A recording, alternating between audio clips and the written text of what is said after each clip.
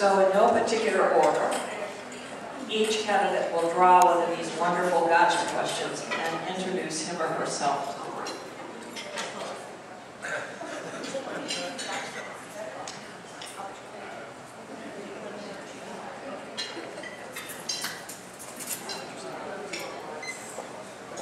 Good evening. My name is Sally Clark, and I'm the incumbent in position number 9. And my question, my wonderful gotcha question, as it's called, which I think is an oxymoron, what do you think are the advantages and disadvantages of letters and printed media versus emails and online publications? And may I ask, how long do we have to answer these questions? 3 minutes. Mrs. Cease will keep us honest. So I started out as a print journalist, actually, so my heart always goes toward picking up the printed newspaper. And I know that that's going to make me a dinosaur of my own time at some point. But I really do believe that there's a value in all of us having a common language and a common source of information so that we can have a conversation that's based in some shared information where we all are sharing the same data and using that. Now, having said that, that single source of information can also be exclusionary. It can also not include some of the information that we all need, and I think one of the great benefits of being able to sit and use, sometimes waste vast amounts of time on my laptop, is that I can hunt around and find information from sources that I never would have dreamed of before. Before, I might have gone to Bulldog News, and I would pick up The Nation, and I would pick up Seattle Weekly, and I would pick up Seattle Times, and Harper's, or whatever. And now I can go online, or I can download a television program that is from a totally different place than my reality. And that helps inform me. It helps expose me to different ideas, to different cultures, and to different approaches to solving problems. So I think that's great. The challenge that we have is that it is a fire hose of information.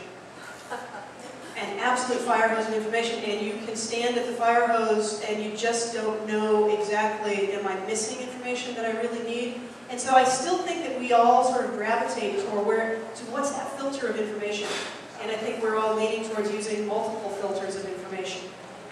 Some of us are using Facebook more than we probably should. We're spending a little bit more time than we probably should on that. And I still naturally go to places like the Seattle Times, Public, places like that for local news, and try to get into the Rainier Valley blog, the West Seattle blog, all of these to try to pick up information.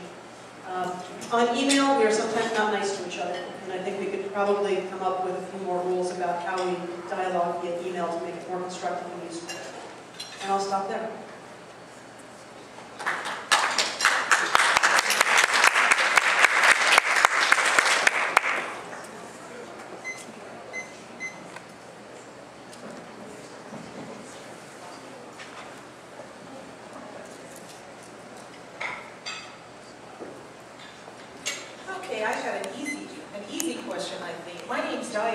And I'm running for Seattle City Council, position number 9, challenging Sally Clark.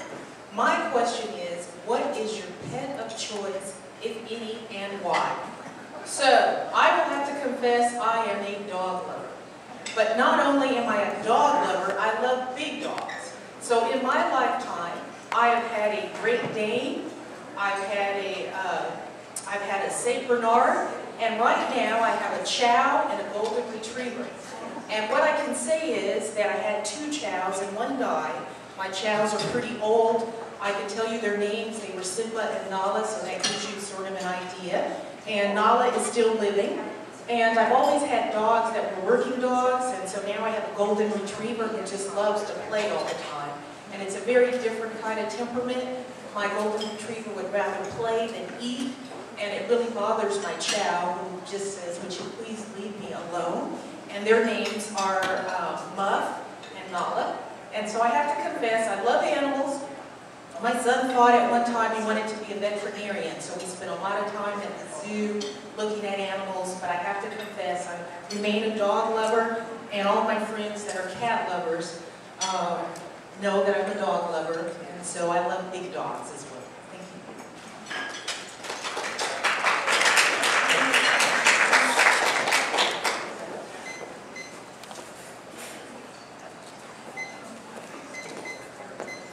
My name is Michael Taylor Judd. I'm running for our Seattle City Council position 1. My question is, do you view a person's success in life more to chance luck, if you will, or for the parents who receive, or as a result of hard work?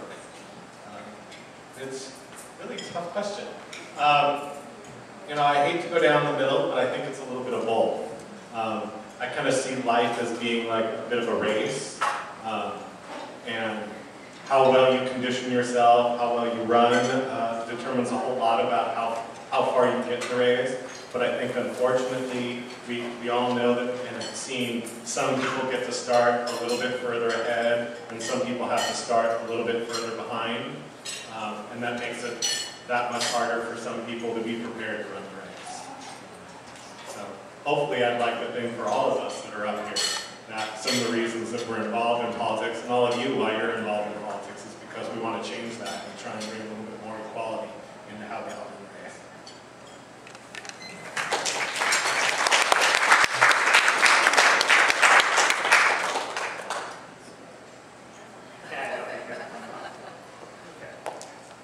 My name is Maurice Klassen, and I'm running for Seattle City Council position number 1.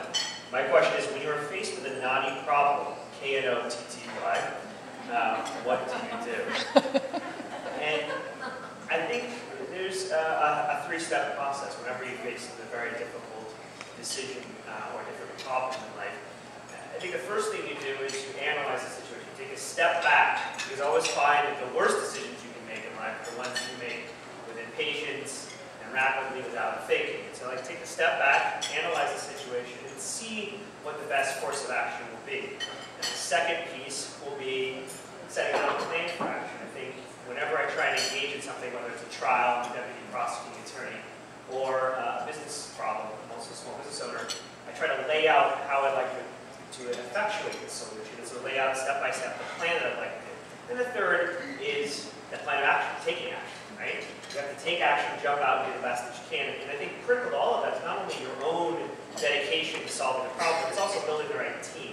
You have to recognize that in a lot of situations, you may have a background that provides you insight into this particular problem, but sometimes the best solutions are found from other people, people who have an expertise that you don't have.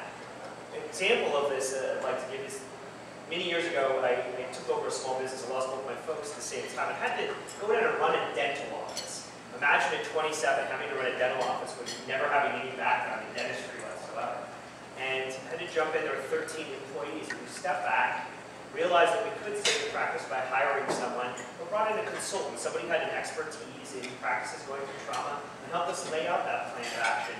And then we got everyone together, and we took steps to sell that practice. Within 6 months, we sold it, and every one of those 13 employees saved their jobs. But critical to all of that was not being impatient, not jumping to conclusions and taking action without thinking it through. It was taking your time, making sure you had an analytical plan, and bringing the right people to the table to help you solve the problem. So that's how I approach problems, and that's how I hopefully approach problems on the City Council. Thank you.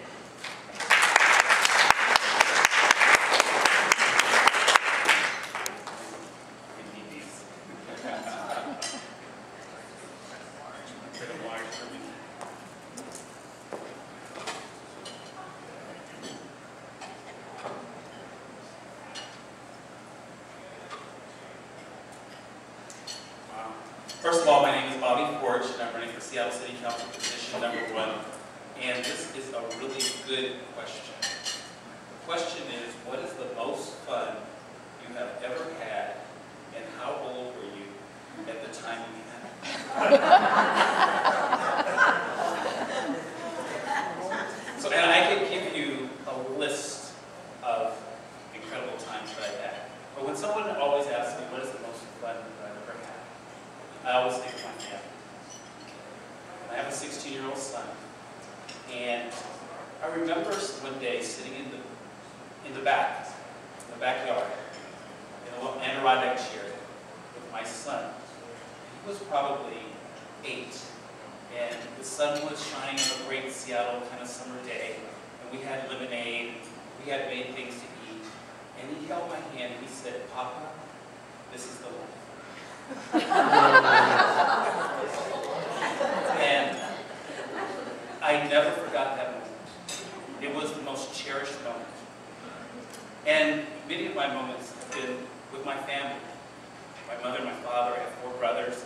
But with my son, and my wife, they bring me such joy every day that those are kind of the moments that I really cherish, because he was happy and peaceful and warm, and I was with him, and my wife was close by, and I don't know if you call that fun, but for me that's pure joy.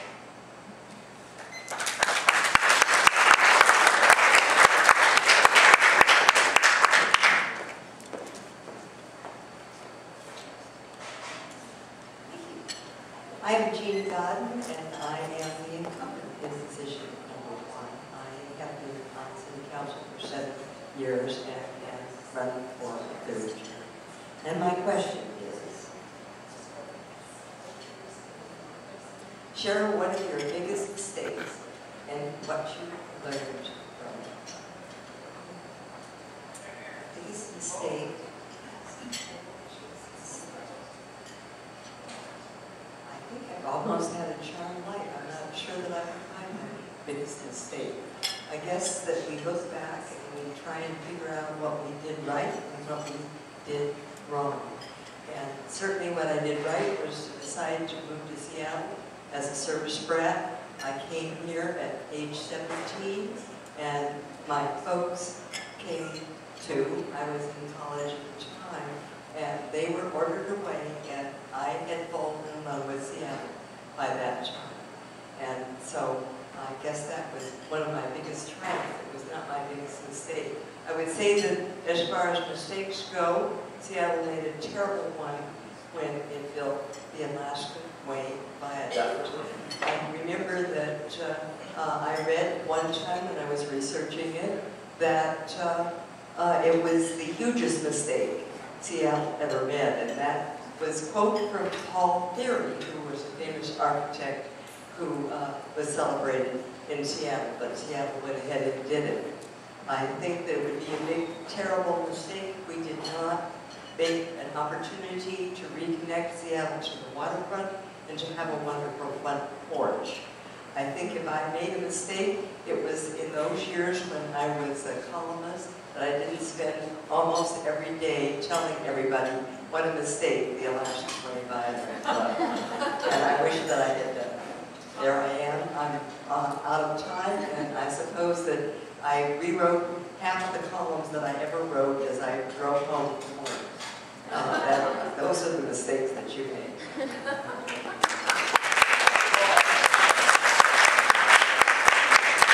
Great answers. Great answers to our gotcha questions. What I want to do now is ask that I'm going to divide the group a little bit. We will have the candidates for position 9 talk about various issues for about 15 minutes, and that will include question and answers. Now, I have some questions that people have submitted. That doesn't mean you can't ask another one. But I don't know whether they are specific to each position or what. So I will just ask them on behalf of the people who wrote them, and we can get started. And the reason I'm doing this is because we do indeed have to select between these various candidates. So I thought we should have them speak first one and then the other. I think that we, in our executive board meeting, agreed that about 3 minutes would be as long as we'd like to have you speak on any one topic. And so Margaret will keep track of that. So I will read a question that has been submitted.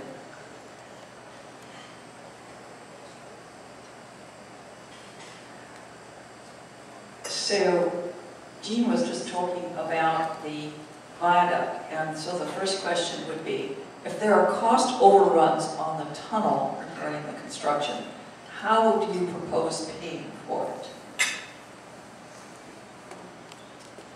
Thank you.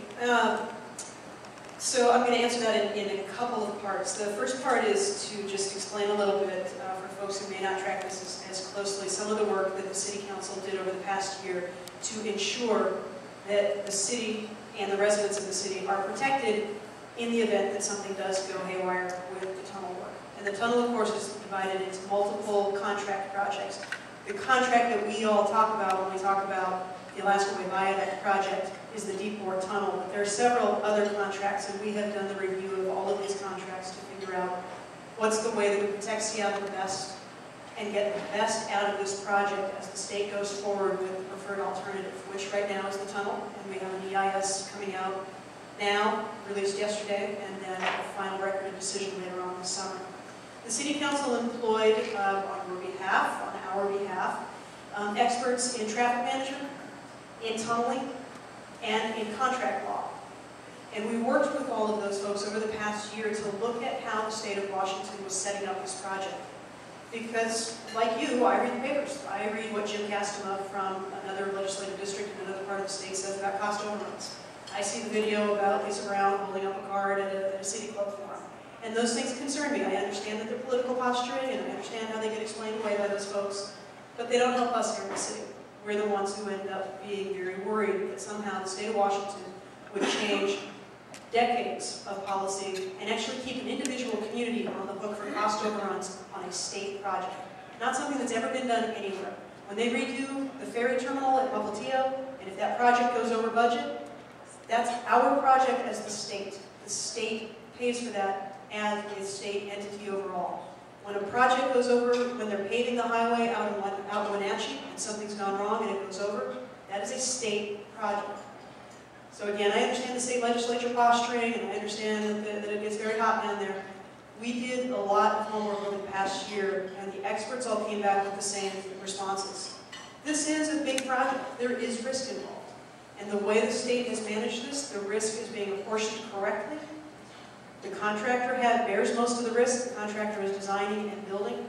If there are cost overruns, that's on the state. It is a state project. There is nothing that the state has said or done so far that would allow there to be an automatic action holding Seattle property owners, which is the actual language, or Seattle as a corporation on the hook. And it's something that I and most of us, I can't imagine anybody in Seattle, wouldn't fight tooth and nail if they decided to throw over decades and decades of state responsibility for our highways and what you and I all pay for in terms of that highway development and that highway maintenance over time. That's the due diligence that we did as a council, and then the commitment that I have to make sure that should something go sideways, that we go, that it's a state project.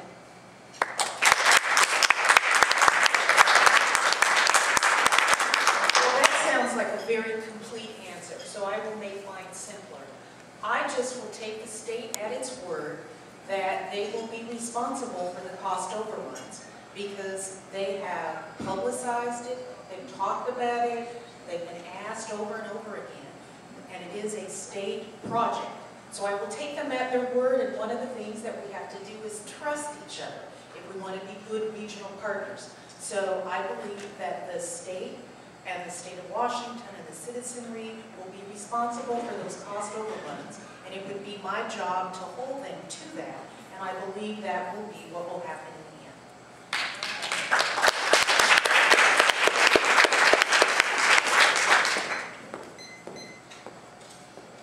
The next question that was submitted is, do you support paid sick days for all workers in Seattle? And if yes, how do you go about fighting for that? Let's start with Diane this time. I believe that there should be paid sick leave. And I say that as a small business owner that also has 5 employees that I'm responsible for, where my margin of revenue sometimes is very slim because I own some new used boutiques, and so my margin of revenue isn't great. But in the end, when I was going to graduate school, I worked as a bartender, and I was a part of the Restaurant and Bartenders Association Union. And I went to work many days sick myself because I was also in graduate school and I knew I needed that revenue.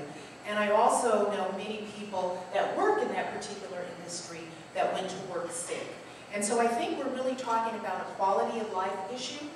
We don't want to make other people sick, but at the same time, I fundamentally believe that if we do right by our employees, that we build trust with each other, and they will be better employees, and our businesses will thrive more.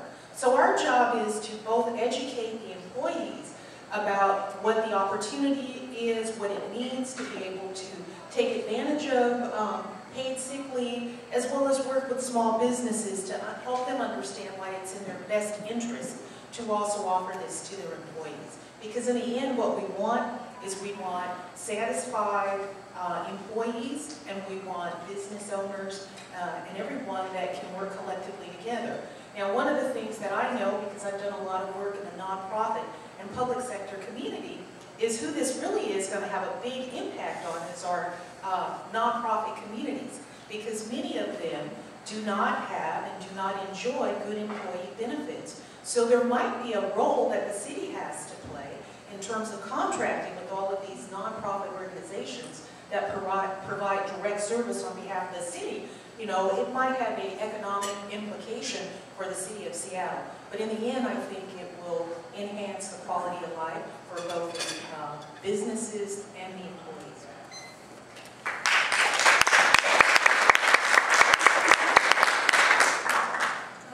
I support basically as well, and I did stand with the coalition yesterday for the announcement that there was a compromise deal that had been reached among a group of small business owners, labor advocates, and public health advocates. And I had held back a little before that. I said, you know, conceptually, absolutely.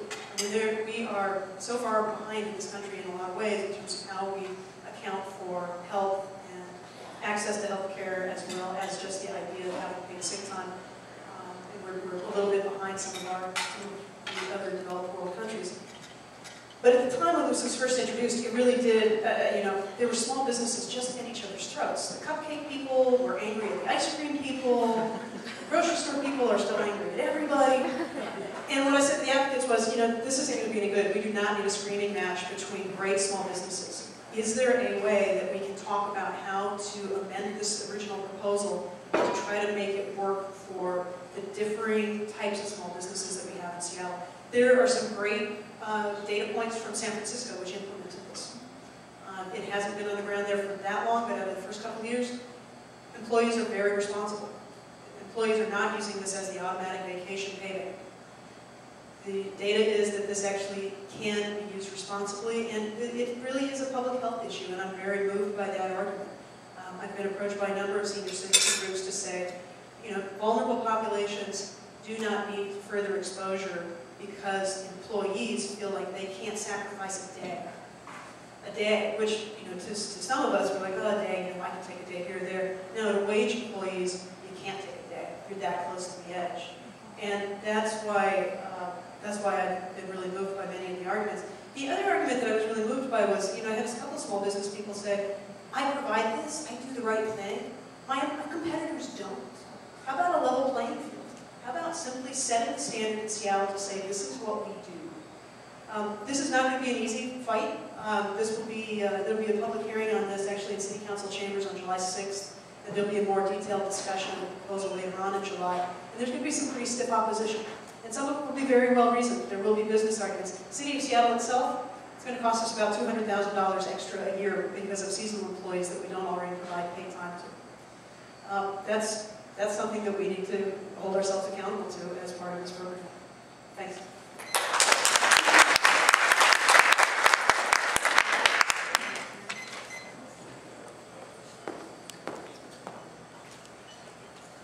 I've got a couple of questions here. I'll see if I can put them together. What about police accountability? Why do solutions take so long?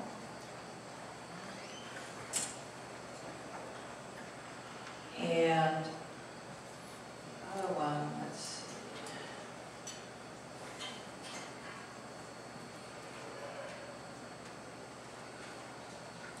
I think I'm just going to leave it at that. What about police accountability? Police accountability, I think, for all of us in the city over the past couple of years has been among the most gut-wrenching of subjects. As we've watched video, as we've read accounts of some of the things that have happened that are so disconnected to what, for many of us, the regular understanding of Seattle police is. So for many people in West Seattle, I know, you have a great, strong relationship with the Southwest Precinct. The captains and the captain and the lieutenants are out all the time. The community police officers are out all the time. And yet then we go home and we turn on the news and we see video that just does not match up with what that experience was that we had with an officer who helped us with something. And it's certainly not what I like to see as someone who is charged by you to try to make sure that that kind of thing doesn't happen in Seattle. I've been part of the Public Safety Committee now for a couple of years, and this has been an ongoing question as we vetted a new police chief and have a lot of very difficult conversations about what a police chief's role is. And I think the conclusion that I've come to is that some of the solutions don't have to take so long, but we need people who are willing to actually take the steps and impose the discipline. And I think that the current police chief has taken some steps that I've actually been happy to see. He has acted more quickly in a couple of instances. There are a couple of instances where he's been prodded to act more quickly, and I've been okay that he hasn't, because honestly, if he needs to wait for the investigation, and if there does need to be action after the investigation, there is a due process requirement. And I think we all understand that when we see something where we think that it's obviously a problem, the due process becomes very frustrating for us. But that's our system, and if we're that person who's relying on due process, if we've been accused of something, then it's something that we really want, that we value in our system. I signed on to an 11-point plan with the 2 other members of the Public Safety Committee with a number of recommendations about how to improve accountability, how to improve transparency. Some of those things have to be negotiated via labor contracts. That's another item that takes a while. When the labor contract is in place, you get to reopen it for certain things that were foreseen. You don't always get to reopen it for certain things that were not foreseen. Fundamentally, I think we all believe that we want, and I think, frankly, I think by and large, the vast majority of Seattle police officers want it to be a force that we are all proud of, that people are proud to be a part of and are proud to have Seattle. There are some training things that need to change. There are some things about transparency and our access to information and the names of officers who have been disciplined that need to be changed. And we need to continue to push the chief and others to take disciplinary actions when those are available to them and to do it more quickly when that's appropriate.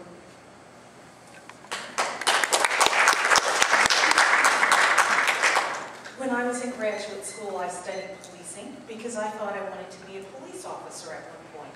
And it was a toss-up for me between being a firefighter, I was athletic, and being a police officer. And I worked in warrants, in the warrant department, as a graduate student. And so I had an opportunity to experience a lot of the folks that are in the warrant division actually are ex-police officers. And so what I can say is that I think that police accountability is about all of us being public servants towards each other. The police have a responsibility to the citizens, and we have a responsibility to the police to obey the rules and different things that we're required to do and obey the law. Now, having said all of that, I also think a lot of it emanates from the culture, the police culture. And a lot of that culture is actually is designed through the contractual relationship that they have with the city. And I think that one of the things that we have to get on steady footing is that the police work for us and they are public servants to us, just as elected officials are public servants. So having said all of that, I think it's really after the fact that we've had the problems that we've had for the last several years because we have not done anything about it. When we talk about an 11-point plan, it's problems that have been surfacing on the horizon for quite some time when we stop the relationship of having community policing. That's a value. If we value that our police officers work for us and that we are part of that citizenry, then we work together to make sure that we have good relationships. I also work a lot with children and teens through Boys and Girls Clubs and being a volunteer. And so what I know is that you have to make sure that you are deploying the right types of police officers to their most effective places. So downtown is a much harder beat to work than, say, a high school. But you should send people who have experience with young people going to high schools to work and interface with them, just like you send your most trained people to go downtown and work a very difficult beat. So I think that it's a travesty in a lot of ways that the Department of Justice has to come here and do a review for us, because if our Seattle process was not so slow, we would have addressed some of these problems with the police force and police accountability, because they haven't just been in the making. They've been on the horizon for quite a while. So I think that it's in the guild contract, we have to work better with them, we have to reinstitute community policing, and we have to make sure that we are training our officers in a way that they understand they're public servants and that they work for us as the citizens of Seattle.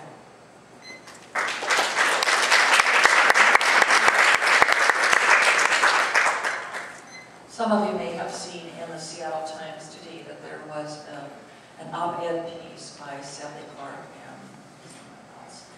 And so I had a question that I wanted to ask her, and that was, how did you select this improving the financial well-being of what we might call the needy as an important issue for Seattle, and what do you propose doing about it? And I realized that that's very specific to her, but I'm sure you have some thoughts as well.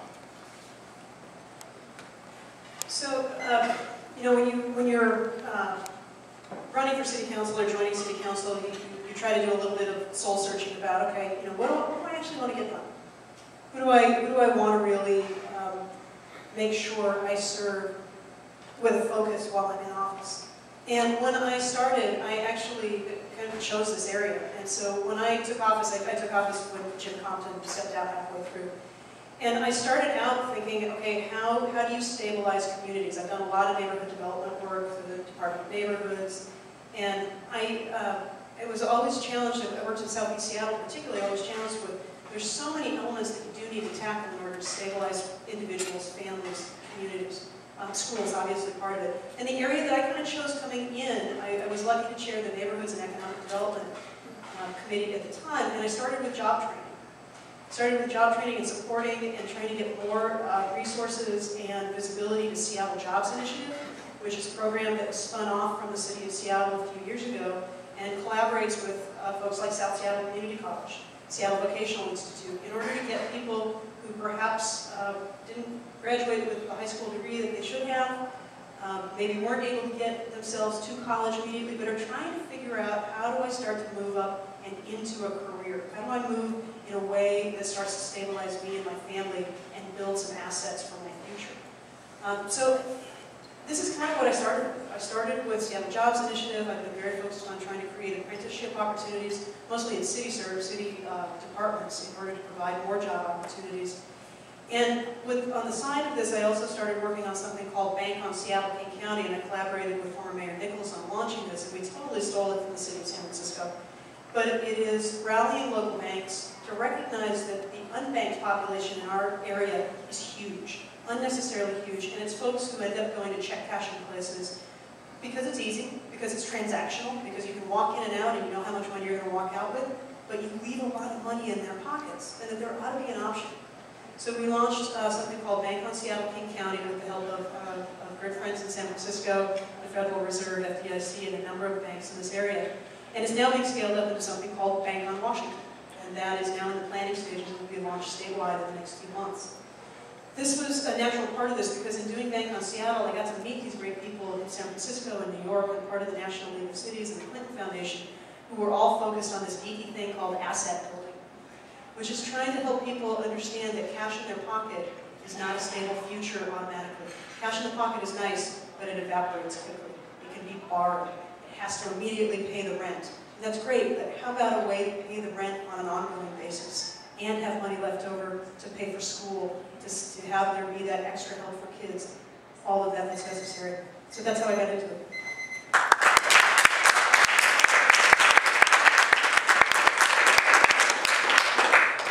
Strikes at the heart of why I decided to run for public office, and that's because I'm a Washington native.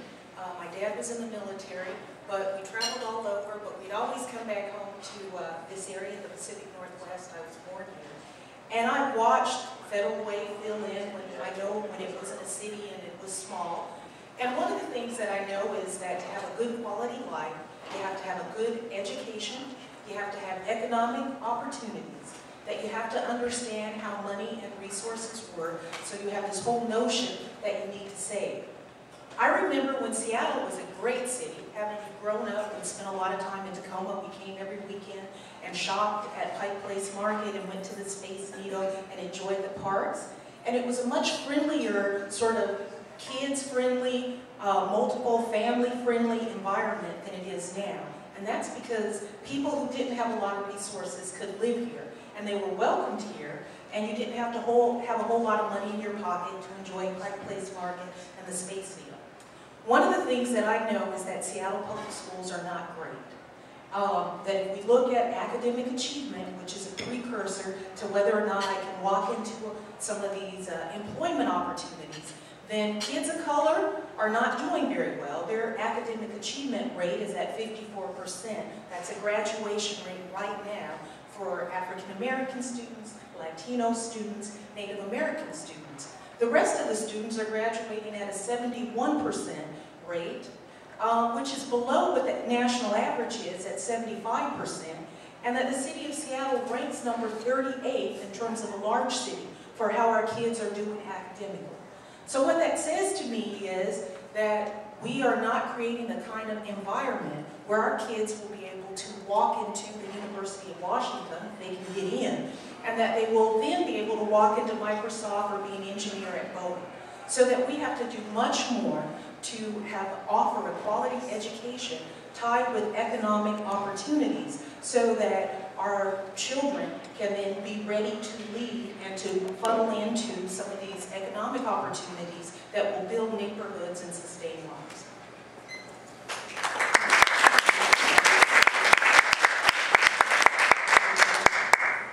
Well, we've run out of time for position 9. So if you will please give a big round of applause to our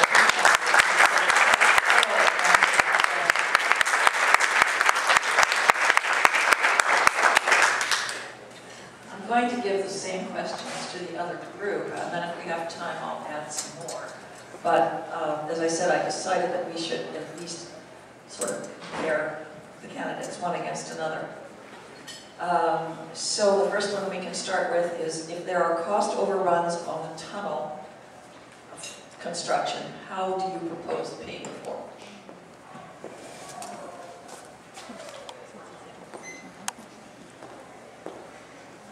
Tunnel question off the top. Some folks know I've had a lot to say about the tunnel on the camping trail. And I'm going to actually say I agree with what Jean said earlier. I think the viaduct was probably one of the hugest mistakes our city ever made. And I'm really frightened that we're about to make our second hugest mistake, which is building the current tunnel project. But I'm going to say something surprising. I'm not very concerned about cost overruns. And the reason I say that is because I'm confident that when the state says they can build a tunnel and they can pay for it, or if we have cost overruns, they'll take care of it, I take them at their word. What concerns me about the tunnel is not cost overruns. What concerns me about the tunnel is that the State Department of Transportation, the County Department of Transportation, and the City Department of Transportation are all studying this and giving us data, which is what they're supposed to do in the current EIS process. And they're telling us things like, we need to commit $190 million in additional transit funding in order for this tunnel project to work. And right now, we're desperately trying to hang on to the existing transit service we have. So I asked folks on city council or at the county or at the, in the governor's office, how are we going to afford to get this? Where are we going to get more transit funding? And no one has an answer. And I look at this tunnel project and I say, wow, we have a tolling mechanism that isn't there to control traffic. It's supposed to generate $400 million to help pay for the project. And I say, so I read the EIS, because I'm kind of, wonky and into that sort of thing. I read this and it tells me that, well, if we have the toll set at $4 each way in order to generate that kind of money, you know what? Tens of thousands more cars go out onto the downtown streets instead of using the tunnel.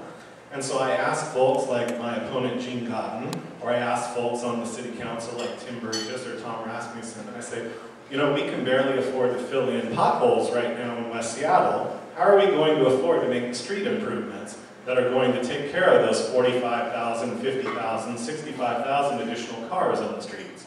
And none of them can give me an answer to that. So I'm not concerned about cost overruns on the tunnel and whether or not the state will pay for it. I'm concerned that we're about to create the second hugest mistake that the city has ever done and build a tunnel that, once it's built, doesn't address our traffic problem and doesn't move all the people that currently move on the viaduct. And that's probably a problem for all of us in the room, because like you, I live just over the hill here, and I'm on the West Seattle Bridge, and I'm on that viaduct every day. And so I'm pretty concerned about how I'm going to get in and out of downtown.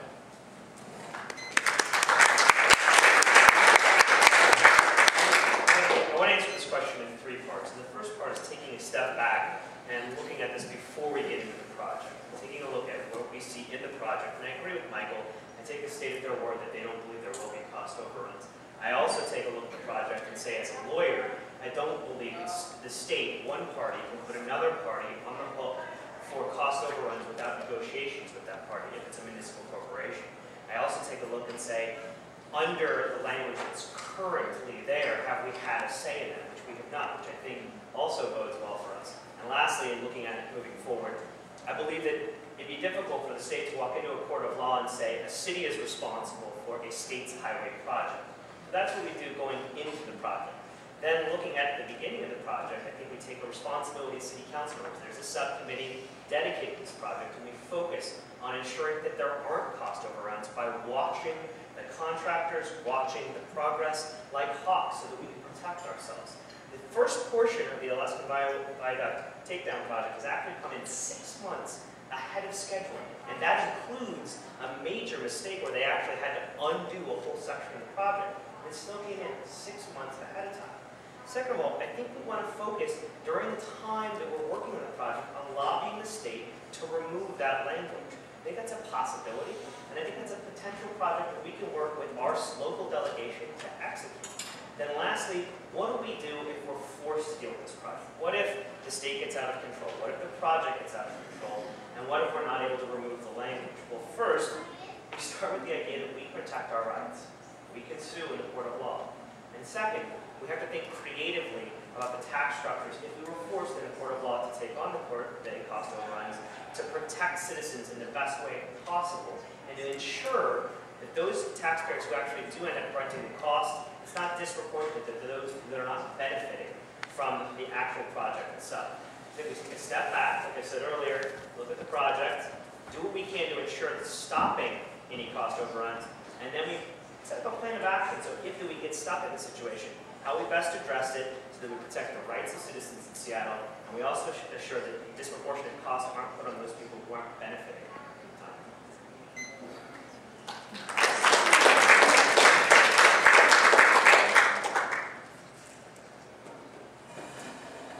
So, kind of to the central point, the cost overruns. I guess that's the kind of the main question. So I looked a little bit about my background. I was the city's public works contracting manager. Okay, so managing hundreds of billions of public works contracts. A lot of the contracts in construction that you see out there had a staff of about 15, 20 people that did all the administration on those contracts, the bid, the awards, the payments, et cetera, et cetera. And I think one of the challenges is kind of articulating the reality of what's happening here with this project. This is a state-owned project. And we as the city cannot be put on the hook for a state-owned project. So you have basically, you have an owner.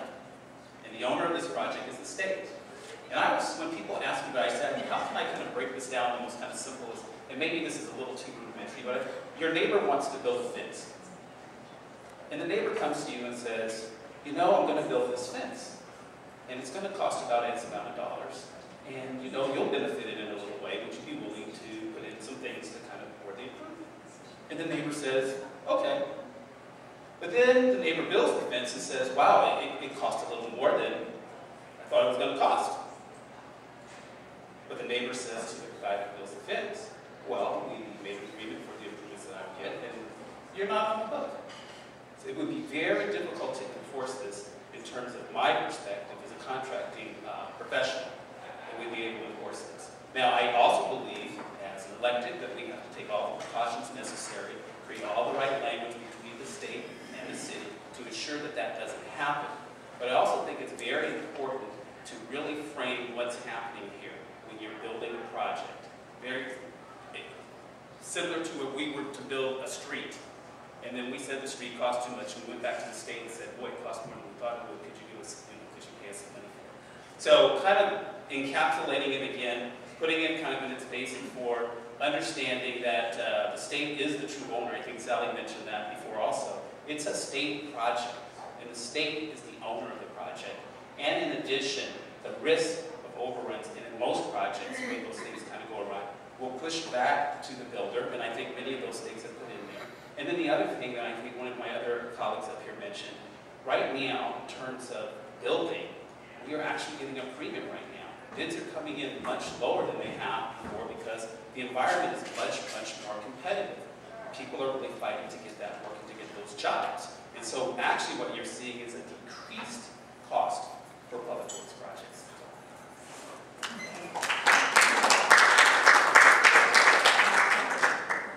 I believe that cost overruns is something sort of like the birth certificate of the president. It's something that everyone's scared people about. The president's birth certificate was hidden because he wasn't really born in this country. And those birthers who would make a great fuss about it, fortunately, we do not hear from them anymore because the president brought out his birth certificate. And I think that the cost overruns are sort of a similar scare tactic. The contract was signed by the state, and I'm no lawyer, but certainly those people who are tell us that they are responsible if there is a cost overrun. And we're certainly hoping that there won't be, and certainly in this climate, it seems that people have been getting jobs done on budget and on time. And surely if you ask anyone who has removed a freeway from their waterfront, they would not give it back for a moment. You go down to San Francisco and you walk along the Embarcadero, and you see that there is no longer a gruesome double-decker freeway. And I'm so impressed by the fact that there were 3 votes of the people that said we should keep that freeway. And then at that point, there was an earthquake, and the city council of San Francisco voted 6-5 to take it down. Anyway, I'm hoping that we will feel just as good about this in a few years when we're able to have a wonderful waterfront, and I am certain that that is what is going to happen, and I am so excited about it. I can't tell you. There were 1,000 people out to see the initial designs on how we're going to join the city to its front door.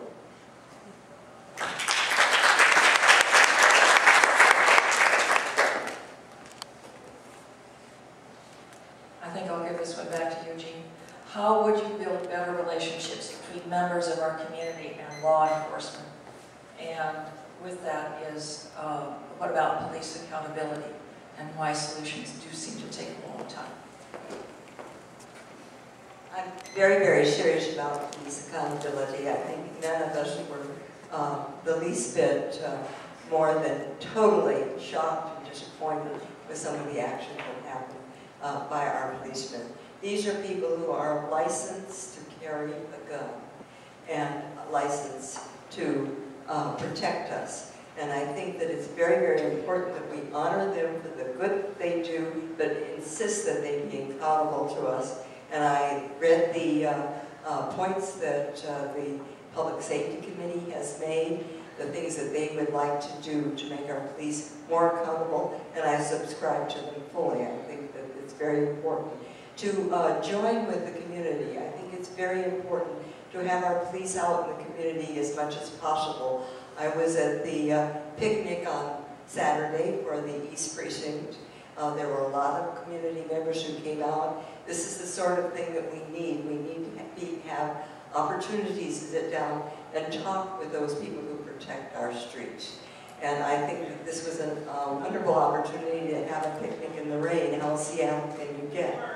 Those folks who are protecting us, we hope will come out to our communities, to our neighborhoods, to our crime councils, of which we have and have been to them any number of times. It's important for the community to see those folks who are our protectors, and we have this really interesting dichotomy in that we want to rely on them to keep our streets safe. It's so very important to us, but at the same time, we want to make sure that they are accountable to the people.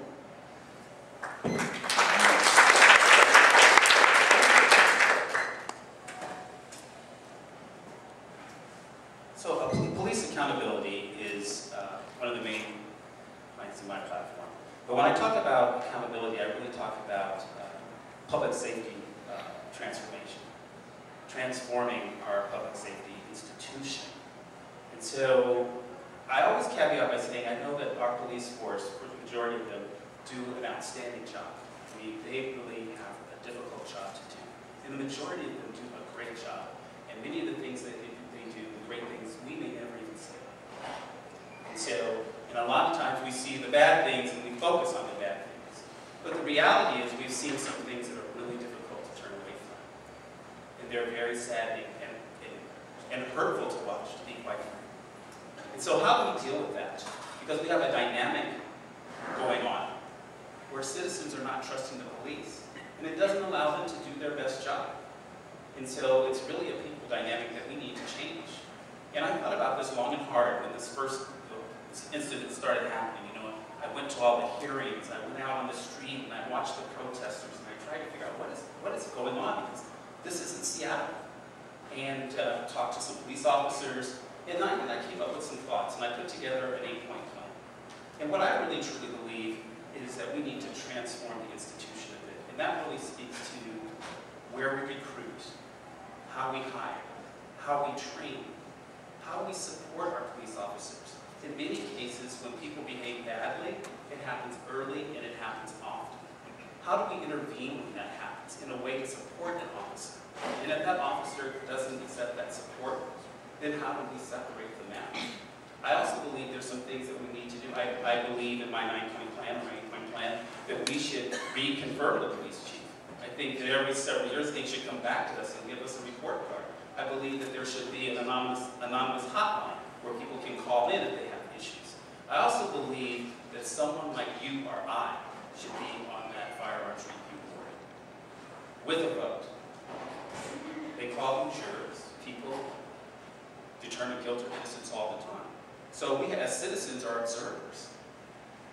But this is our police force, our community, and we have to work together. And that's why I believe we should have someone like you on that firearms review. And then the other thing is quite simple. We need more police on the street. We want them. We want them in our neighborhoods. But we want them doing the right things. And I believe if they're in our neighborhoods, then we won't be in the model that I see now, which is this kind of response model. You get the call, someone comes rushing. I want them with me all the time. So that when something happens, they're familiar to what's going on. And they can respond to it at the very, very lowest level. So that's my feeling of accountability from the beginning.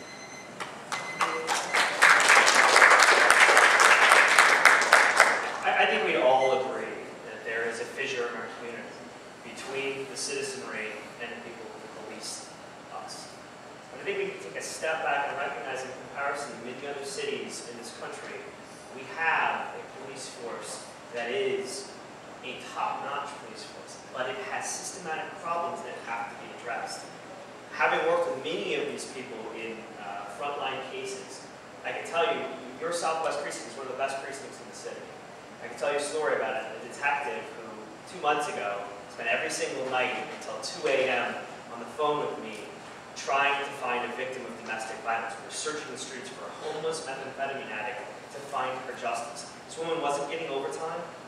She wasn't getting extra special attention. She was doing it because she believed in protecting the safety of the community. But I also think that those frontline detectives and those frontline officers, the conversations I've had with them, know that there also has been this break in the community. They understand that because of what's happened, we need to heal. So the question isn't necessarily that we know this needs to happen or that we can come up with several steps for how to do it. We need to actually analyze the problem and say, where do we address it? Because there has been a plan from the City Council. There have been plenty of proposals from many candidates, but how do we execute? I think we start first with leadership and accountability. I think Chief Diaz, and we agree to this, should be in front of the Safety Committee more often, being held to objective standards and moving things forward. Bobby and I were both at a forum many months ago where Chief Diaz said, I think we need to get many of the advisory committees, the racial advisory committees, up and running more often. It hasn't happened. I've actually been a member of the SPD Latino Advisory Committee for 4 years. We've met 4 times in those 4 years. That's not good. So leadership has to be held accountable.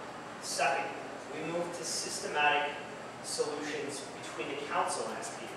As Councilwoman Clark stated, there are things within the contract with the guild that we can't impact as council members. What we can impact are the ways that we deal with them that we can control. And one of those is the #1 point the council has suggested, which is creating a multi-jurisdictional task force for investigating police shootings.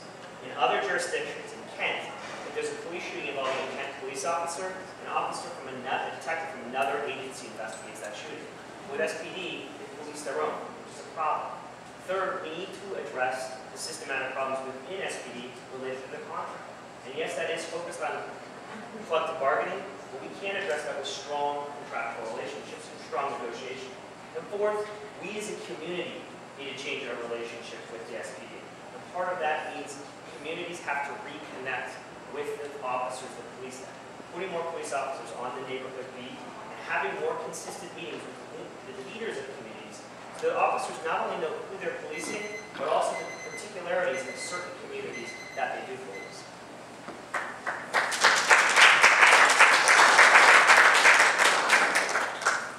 I'm going to focus on just 2 key points, although I think it's certainly illustrative of what's going on in the city, that all 6 of us up here clearly agree that there are some issues that need to be addressed with our police department, no matter how wonderful some of our officers are. The 2 issues I want to focus on, one which has been brought up a little bit by my fellow challengers here, is I think we need to get back to community policing. Some folks here in the room will remember when that was standard to have officers walking neighborhood beats. And I think we need to get back to that in some of our, in some of our tough neighborhoods where we're having problems, in some of our small business neighborhood districts, or sorry, small neighborhood business districts. I think, as Bobby was alluding to, that when you have those folks there every day, when they're walking into the businesses and getting to know the business owners, when they're seeing the neighbors who are there walking in the streets every day, not only are they nearby when a problem happens, but they're well trained so that now they know when they're walking down the street, they know when something seems out of place because they've been there every day.